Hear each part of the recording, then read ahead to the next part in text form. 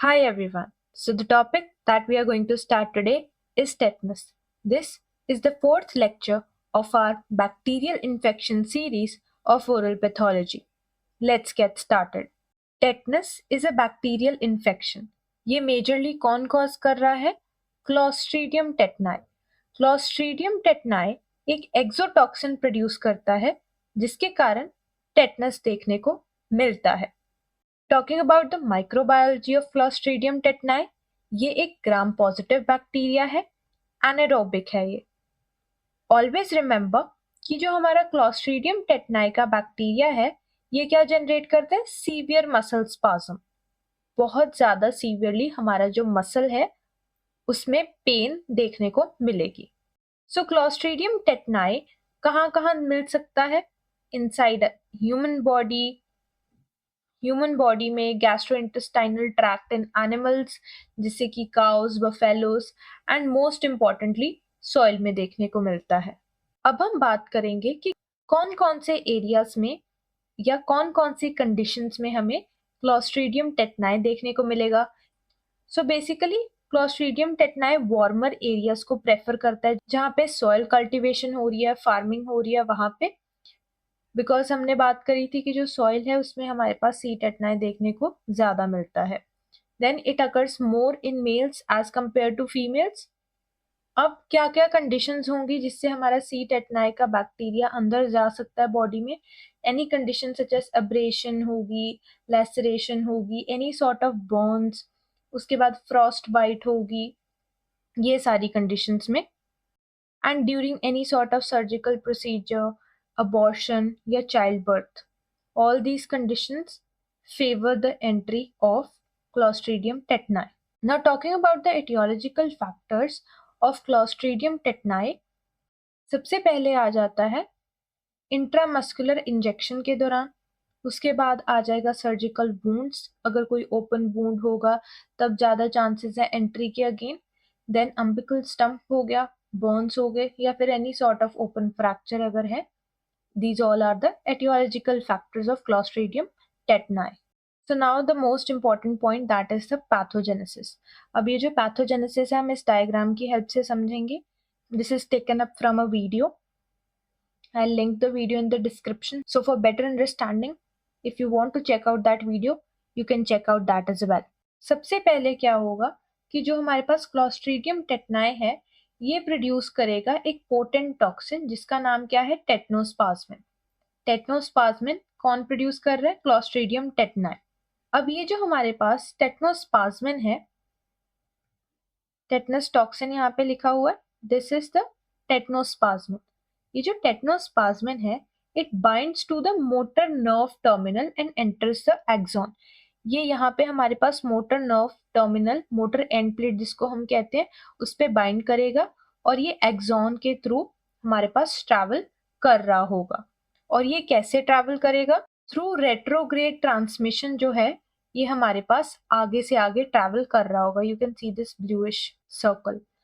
सो through retrograde transmission ये आगे से आगे ट्रैवल करेगा. Then it would bind to the synapse to presynaptic terminal.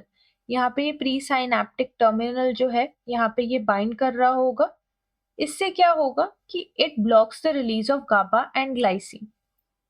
जो हमारे पास इनहिबिटरी न्यूरॉन्स क्या रिलीज करते हैं? GABA and glycine.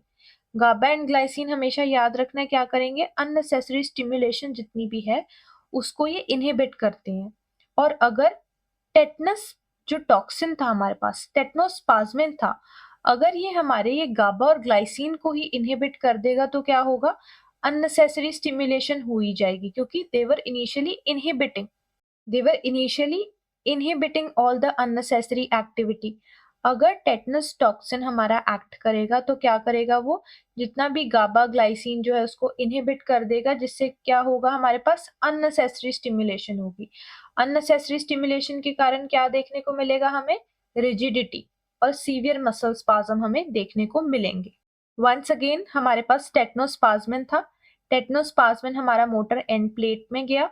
उसके बाद ये रेट्रोग्रेड ट्रांसमिशन के थ्रू प्री साइनैप्टिक एरिया के अंदर गया और क्या करेगा, जितने भी हमारे इनहिबिटरी न्यूरॉन प्रेजेंट थे जो गाबा ग्लाइसिन प्रोड्यूस कर रहे थे, जो अननेसेसरी स्टिमुलेशन को इनहिबिट कर रहे थे, उसको ये, जिसके कारण क्या होगा, unnecessary stimulation, muscle spasm, hyper voluntary muscle activity और रिजिडिटी देखने को मिलेगी.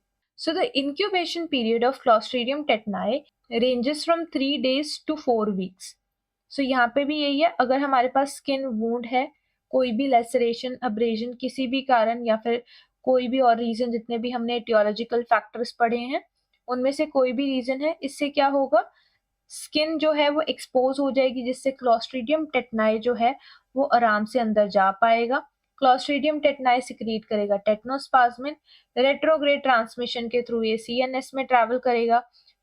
मोटर न्यूरॉन, वही एंड प्लेट आ गया, गाबा ग्लाइसिन को क्या करेगा, इनहिबिट कर देगा, जिसके कारण क्या होगा, अननेसेसरी स्टिमुलेशन जनरेट होगी. जो टेटनोस्पाज्मिन है that is being released by Clostridium tetani, rigidity produce करेगा, hyper activity of voluntary muscles and muscle spasm. Now talking about the types में हमारे पास आ जाता है generalized form, neonatal form, local form and cephalic form. जो neonatal form है, it occurs due to the contamination of the umbilical stump of newborn. अगर umbilical stump जो है न्यूबॉर्न की वो कंटामिनेट हो जाएगी तो नियोनेटल फॉर्म ऑफ टेटनस देखने को मिलेगा. इन सब में से most important form that is the generalised form.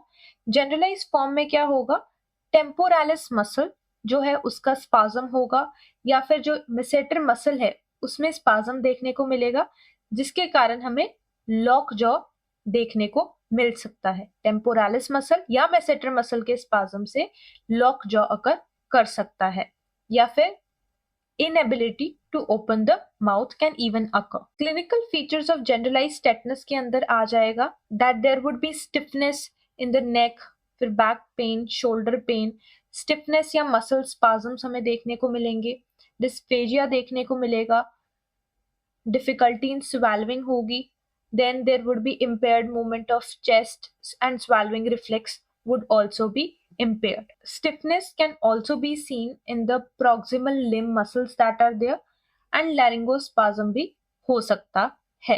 Then there are two very important terms. One is Rhizus sardonicus and the other one is opisthotonus. Rhizus sardonicus क्या होता है, that there is sustained contraction of the facial muscles. जो हमारे facial muscles हैं उनकी अगर sustained contraction हो रही है then it is termed as Rhizus sardonicus. On the other hand, opisthotonus में क्या होता है, contraction of the muscles of back that would produce arched back.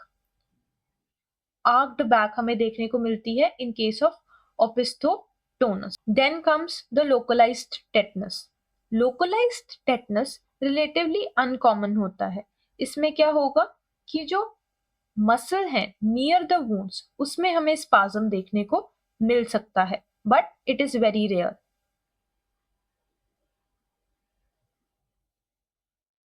Then again the cephalic form, it is also rare. इसमें हमें trismus देखने को मिल सकता है, that is inability to open the mouth, and facial palsy भी देखने को मिल सकती है. And again this is a very rare form. Now here comes the treatment of tetanus. Treatment of tetanus को हमने 4 कैटेगरीज के अंदर देखना है. General treatment, antitoxin, prophylaxis and in case of unimmunized patients. So general treatment में आता है removal of spores at the site of wound would be the first step. Cardiopulmonary monitoring continuous हमें चाहिए, and we have to prevent any sort of toxin production जितना भी freely move कर रहा है. Let's first dive into all the general measures that are to be taken. ये 3 यहाँ पे हैं, अगली स्लाइड में हम देखते हैं. जनरल मेजर्स के अंदर ही आ जाता है that administration of 10 to 12 million units IV of penicillin for 10 days can be given, and 1 gram of metronidazole every 12 hours is to be administered.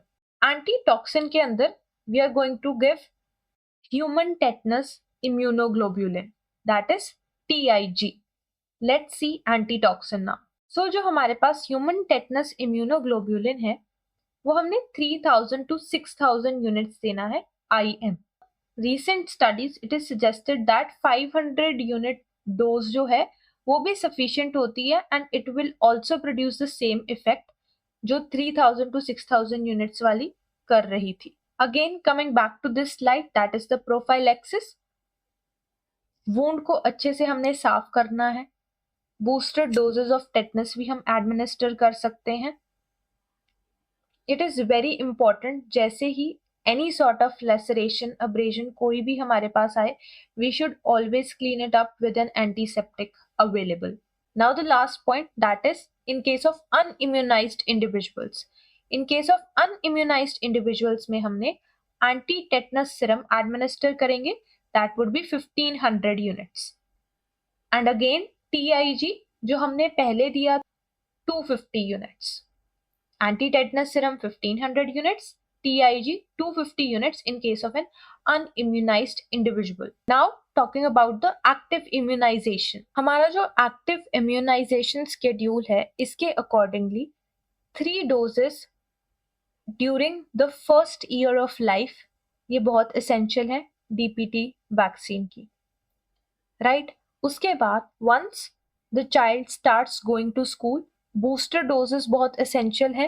And after 5 to 10 years फिर भी हमें अपनी इम्यूनिटी को strong रखने के लिए बूस्टर डोजेस रेकमेंडेड करी जाती हैं. So this was a very short lecture that was covering the topic tetanus. Make sure to subscribe to the channel and click on the bell icon so that you get notified whenever a new video would drop. Thank you.